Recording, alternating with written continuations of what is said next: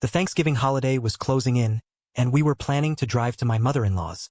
The day before we were supposed to leave, my wife's old flame, the one that got away, asked if he could hitch a ride with us. I looked at my wife, Claire, in disbelief. Doesn't Dylan have his own car? Claire, who always complained about driving, suddenly volunteered to take the wheel for the entire 5-hour trip. Even my daughter, Sophie, sided with them. Dad, Dylan gets really anxious in tight spaces. You can't make him take the Amtrak, can you? I stopped arguing. Right there in front of them, I pulled out my phone and booked my train ticket. Except it wasn't to her parents' town. It was back to my own hometown. A wife who put another man first. A daughter I couldn't seem to reach. I was done with them both. Earlier, when Claire had gotten off the phone, she'd laid it out for me. Straight up. Ethan, Dylan needs a ride back to his parents' place for the holiday, and it's on the way. There won't be room in the car, so just book an Amtrak ticket. My hands froze over the suitcase I was packing. I looked up at her, confused. What are you talking about? Thinking I hadn't heard, Claire repeated herself. Her voice edged with impatience. My car seats 5. With Dylan, we're full. It's no big deal, you can just take the train. Dylan Vance was Claire's childhood sweetheart. If he hadn't married someone else all those years ago, a heartbroken Claire never would have settled for me. The guy who'd been quietly in love with her for years. I had hoped that, with time, I could finally take his place in her heart.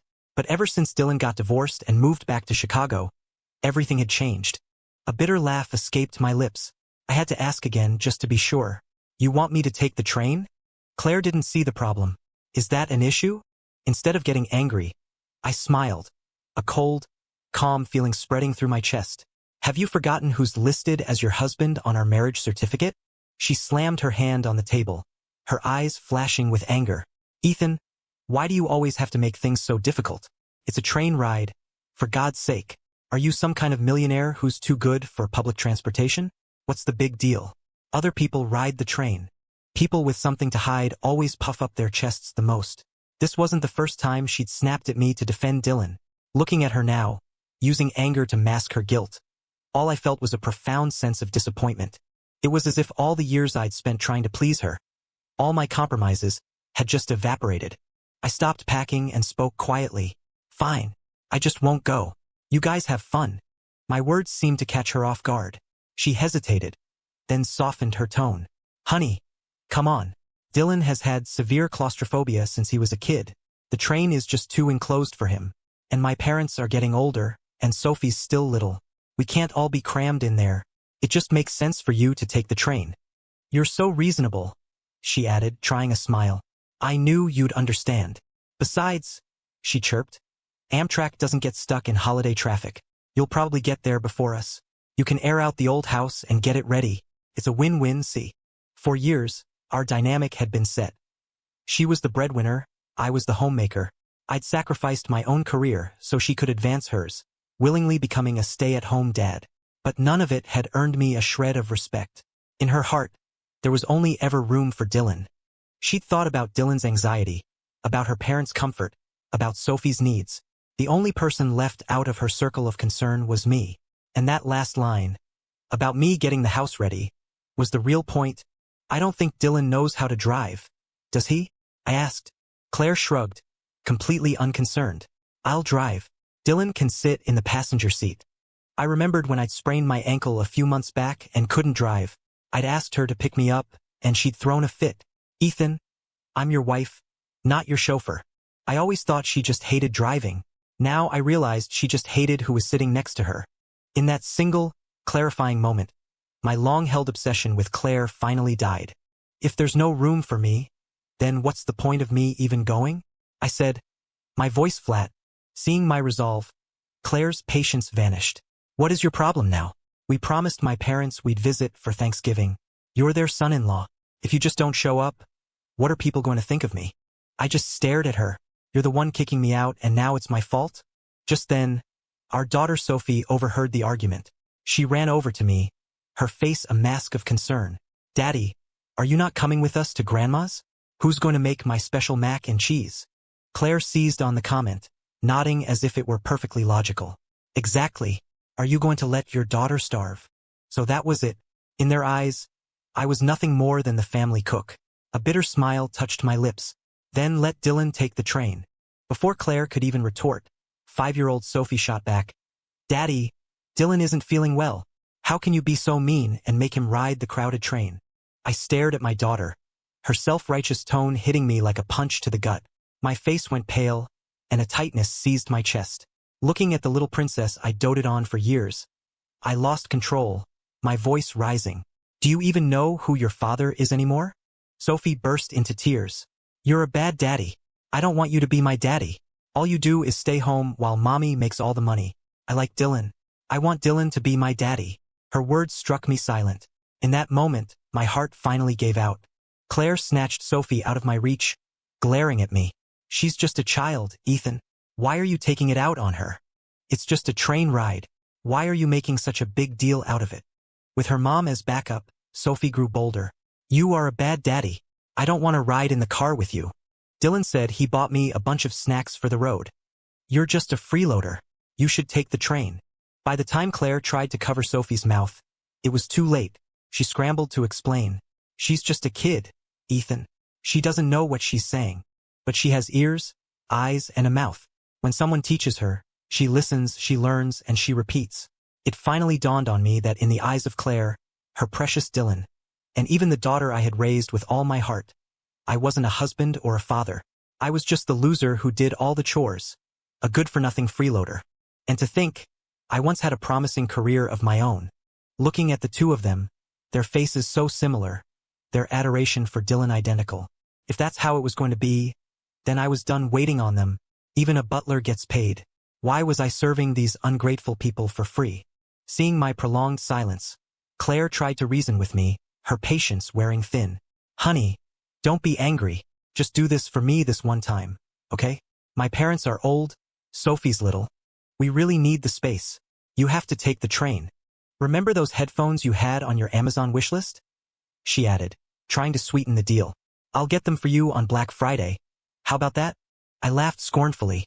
This was her move. After every fight, she wouldn't apologize. Instead, she'd pick the cheapest item off my wish list and buy it to smooth things over.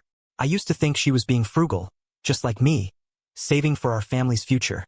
Then came Dylan's birthday. Claire had secretly spent a month's salary on a custom, high-end watch for him. That's when I understood. A woman spends money on the man she loves, and I was an afterthought. We had a massive fight about it, and all she said was, "You're being ridiculous." I think that's when the first real cracks in our marriage began to show. For Sophie's sake, I put up with it, time and again. And now, here she was again, dangling a pair of headphones she wouldn't even buy until Black Friday. The reality of my marriage came crashing down on me. A wife who expected to be waited on hand and foot, who only ever gave orders. A daughter who looked down on me for not earning money, who called me a freeloader. There was nothing left to fight for. This life, revolving around Claire and Sophie, was utterly meaningless. My days were spent either at my part-time job or at home, serving them. I had no life of my own. Suddenly, I couldn't stand being in that house a second longer. I took out my phone. Under Claire's watchful eyes, I booked a train ticket. She and Sophie left, satisfied.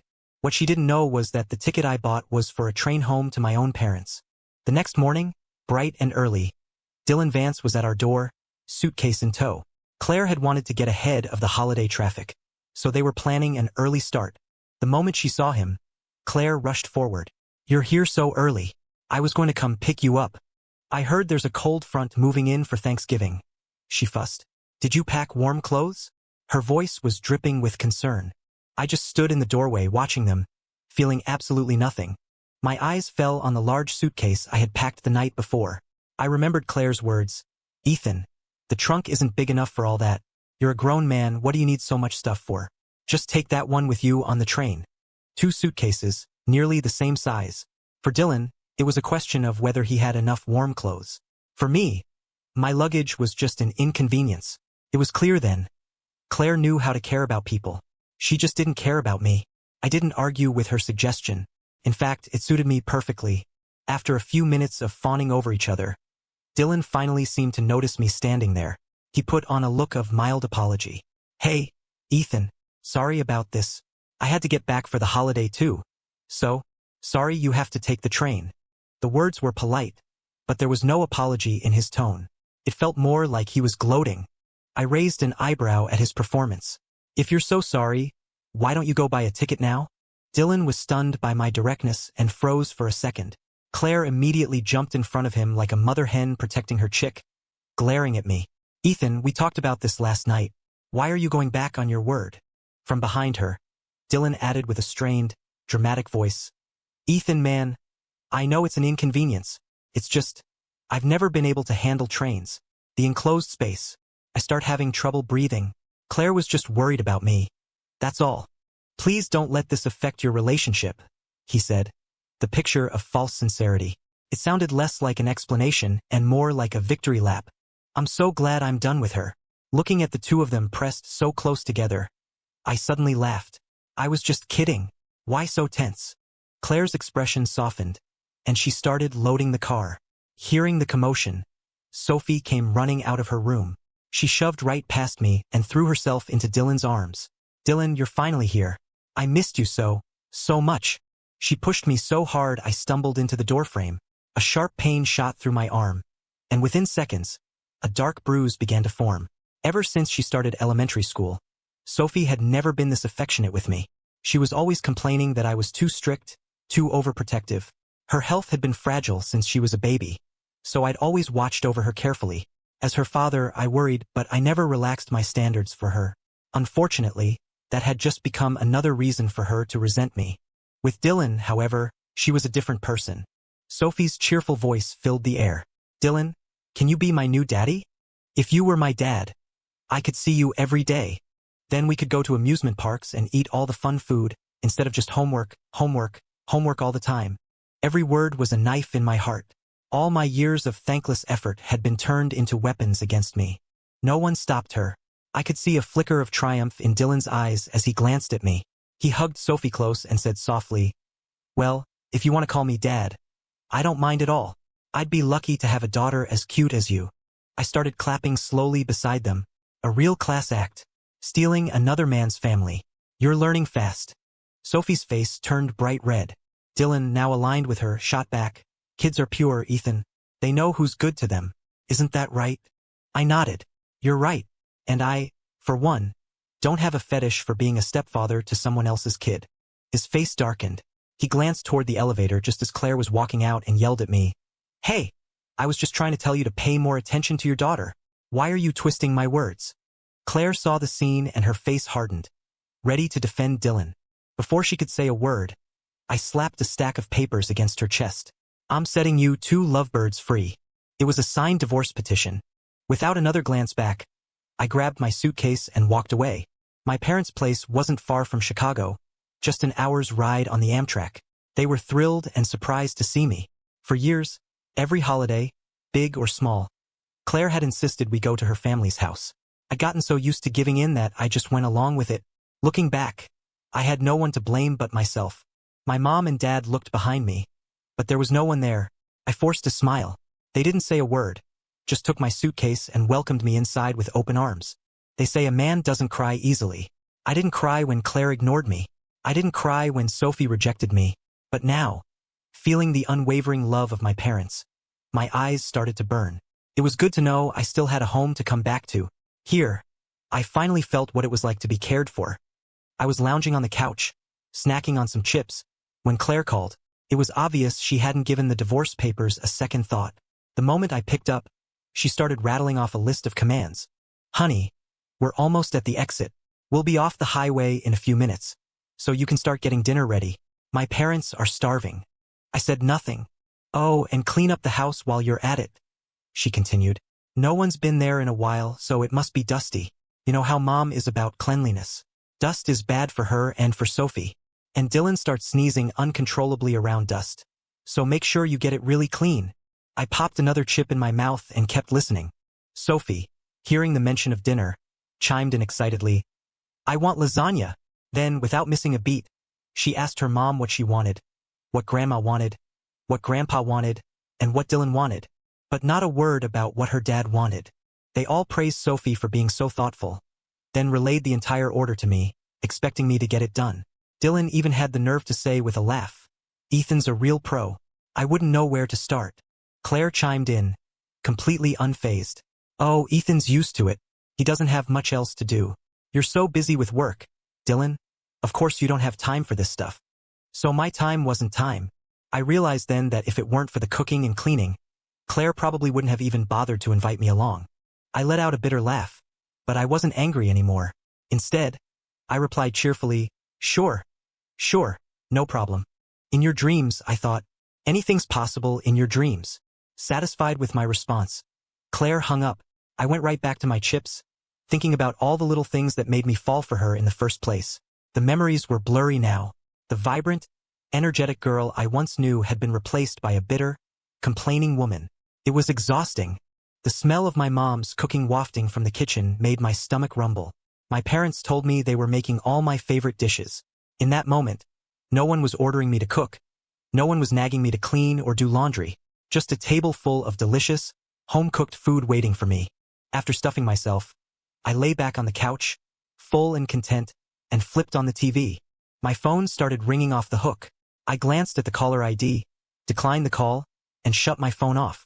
The whole sequence was so smooth, it probably left Claire staring at her own phone in disbelief. With my phone off, she had no way to reach me. I knew her parents' town was small. Gossip travels fast. I could only imagine the scene. The whole family standing in front of a dark, dusty, cold house, completely clueless. It was almost funny. Sure enough, by the next day, the story was all over town. Apparently, the family had to turn around and find a motel in the next town over for the night. Claire blew up my phone, furious. After what felt like the 100th call, I finally, slowly, answered. She didn't waste any time. Ethan, what is wrong with you? Weren't you supposed to get the house ready? Where are you? I don't care where you are. Get to Maple Creek right now. The whole family is waiting for you. This is not the time to be throwing a tantrum. What kind of husband and father are you? It occurred to me that even if I'd been in a horrible accident, her only concern would be whether dinner was on the table. A marriage like that was better off dead. Her hysterics didn't faze me in the slightest. I just said calmly, does your family have broken arms? Broken legs? Can't you make your own food without me? You're all grown adults. Why are you acting so helpless? Maybe you should just grab a bowl and sit on the sidewalk. It would probably be faster.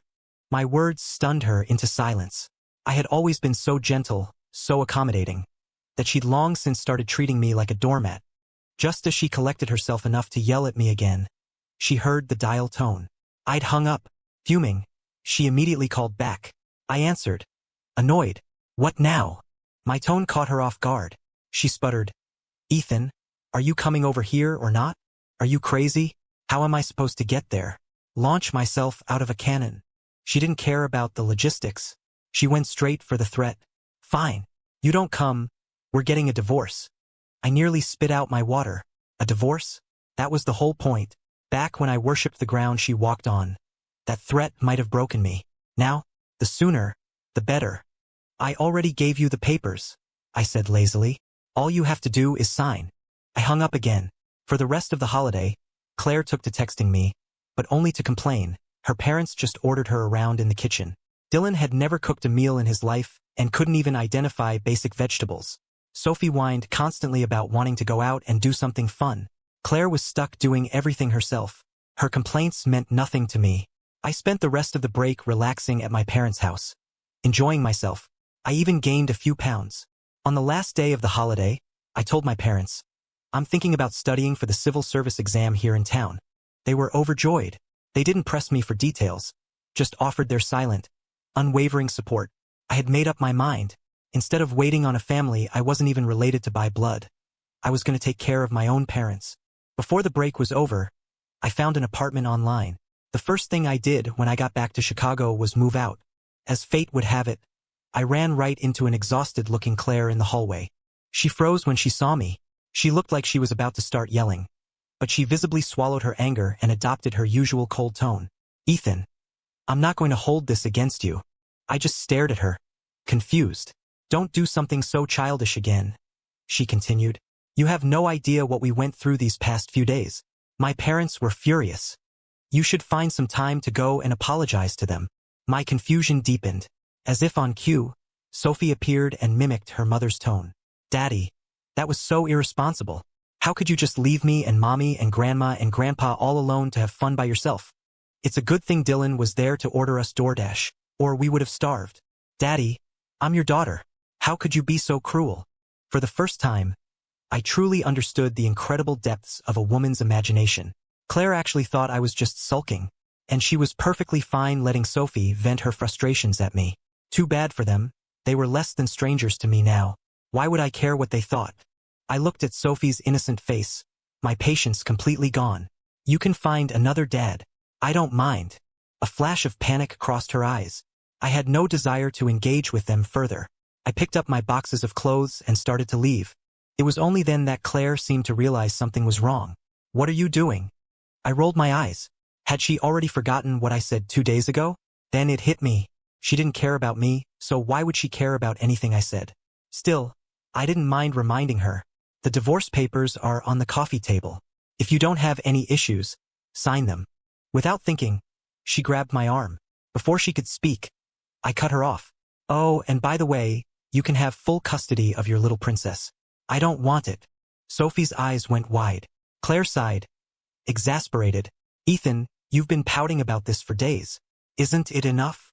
You not only gave me the silent treatment, but you also upset my parents. And have I said a single word to you about it? I work hard every day to support this family. To support you. It's exhausting. Can't you just stop being so difficult? Do you really want to tear our family apart just to be happy? I laughed softly. Talk about the pot calling the kettle black. Shouldn't I be making room for your dear Dylan? Enough. You're being completely irrational.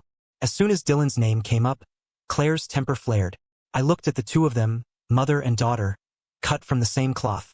Am I the one who's been sneaking around with my old flame, not even bothering to come home at night? Am I the one who spent thousands on a designer suit for my ex without any regard for our family budget? I turned to Sophie. And am I the one who lets a stranger take you to an amusement park, only for you to end up in the emergency room sick as a dog? What, you think you were born with a silver spoon in your mouth, that you can just coast through life? If you don't study now, are you planning on begging for a living when you grow up? You too want to have your cake and eat it too. You can't have it both ways. With that, I turned and walked out with my things, leaving them standing pale-faced in the doorway. Back at my rental, I did a quick tidy-up and fell into bed. I thought I'd have trouble sleeping in a new place, but I slept like a rock until the next morning. My alarm went off at 6:30 a.m. Muscle memory kicked in, and I started to get out of bed to make Sophie's breakfast. I was sitting on the edge of the bed when it hit me. There was no Claire here and no Sophie. I fell right back into the warm covers and went back to sleep. I was discovering that a life without anyone to wait on was bliss.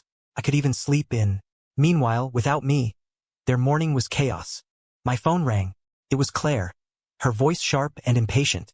Where is Sophie's breakfast? Make it yourself. Well, where's her school uniform? In her closet. Which way is her school? How am I supposed to have time to drop her off? I'm going to be late for work. In the background, I could hear Sophie's faint complaints. Mommy, I can't drink this milk. This is the wrong uniform. The call ended with Claire roaring. You're old enough to dress yourself. I didn't care if their world was turning upside down. I hung up and blocked her number. In the past, I had handled everything for Sophie. Her meals, her school, her homework. All Claire had to do was enjoy having a well-behaved daughter. It was time she got a taste of that life for herself. A couple of days later, I saw Dylan all over Claire's Facebook page. Taking Sophie to McDonald's for breakfast, bringing her snacks at night. The joy on their faces was practically radiating through the screen. I, on the other hand, was pouring all my energy into studying for my exam. It had been a long time since I'd focused on my career, and I was a bit rusty, but I loved it. I was discovering that life without a wife and kid was incredibly liberating. I no longer had to worry about what to make them for dinner. I could just order takeout. I didn't have to stay up until midnight helping Sophie with her homework. All my time was my own. I could do whatever I wanted. My peace didn't last long. I got a call from an unknown number. It was Claire, using a coworker's phone. She told me Sophie was in the hospital with food poisoning. When I got there, everyone was present. The first thing my mother-in-law did was point a finger at me. What kind of father are you, letting our little princess end up in the hospital? Your daughter is sick, and where have you been? We had to trouble poor Dylan to bring her here. Sophie, lying in the bed, added weakly, Grandma, Daddy doesn't want Mommy and me anymore. He hasn't been home in days. that sent my mother-in-law into a rage. Ethan, I knew you were no good from the start. What kind of husband are you? A freeloader who doesn't even come home anymore. I looked at her and laughed. I was used to her constant criticism, but now that we were getting divorced, her audacity was something else. I wasn't going to take it anymore.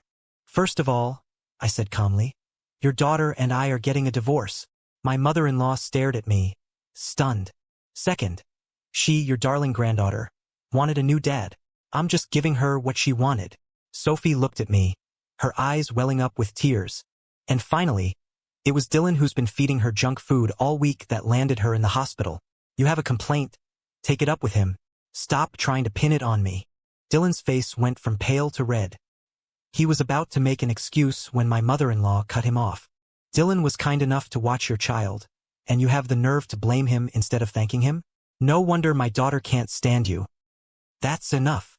Claire, who had just arrived, cut her mother off with a sharp glare. It was clear the last few days had not been kind to her. Not that it was my problem. Coming to the hospital had already wasted half my day. Since Sophie was fine, I was ready to leave. But Claire grabbed my arm. Her voice was tired. Ethan, you've made your point.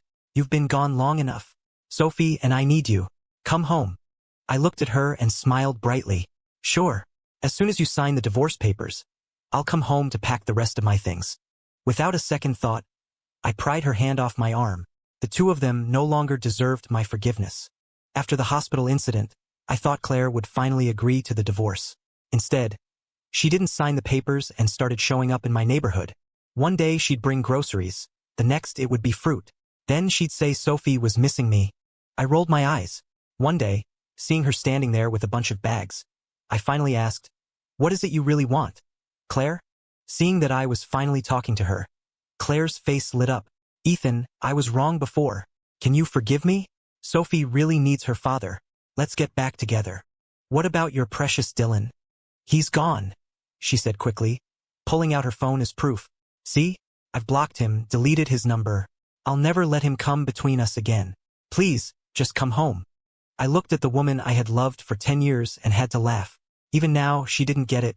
The problem between us was never Dylan. It was her. You were the one who taught Sophie it was okay to disrespect her father. You were the one whose indifference gave Dylan a green light to provoke and belittle me. You were the one who showed your mother that I was a doormat she could walk all over. Today it was Dylan. Tomorrow it could be 1,000 other Dylans. I would not let myself get dragged back into that mess. I raised an eyebrow, deciding to spell it out for her. Claire, do you actually love me? She nodded without a moment's hesitation. Okay, what's my favorite food? What am I allergic to? What's my favorite video game? What brand of beer do I drink? She couldn't answer a single question, just stood there, flustered. See, you know nothing about me, yet you say you love me. I can learn, she pleaded. Just give me another chance. I just smiled. You don't have to learn to love someone. It was a simple truth she would never understand. I decided to be even more direct. Do you love me? Or do you love having me around to wait on you? She didn't answer. I knew I'd hit the nail on the head. You want a free, live-in butler, someone who can take care of you and your family, cook your meals, clean your house, and absorb all your frustrations whenever you're in a bad mood. You don't want a husband or a partner. You want an appliance. For the past 10 years, I was willing to be that appliance, but only because I loved you. Her face flushed crimson, as if I'd read her mind. But I don't love you anymore. And that means you can't exploit me anymore. It was time for me to think about my own life. Claire stared at me in disbelief, trying to find the words to change my mind, but nothing came out. I glanced at my watch, done with the conversation. Remember to sign the divorce papers. Otherwise, I have no problem taking this to court. Without another word, I went back to my apartment to study. That day, Claire stood downstairs for a long time. She didn't leave until it was completely dark. After that, she didn't show up again. I didn't want the divorce to interfere with my exam prep, so I hired a lawyer to handle everything. One afternoon, I got an unexpected call from Sophie's school. Hello, is this Sophie Miller's father? School let out a while ago, and no one has come to pick her up. Would you be able to come to the school? I glanced at the time and refused without a second thought. I'm sorry. Her mother and I are divorced.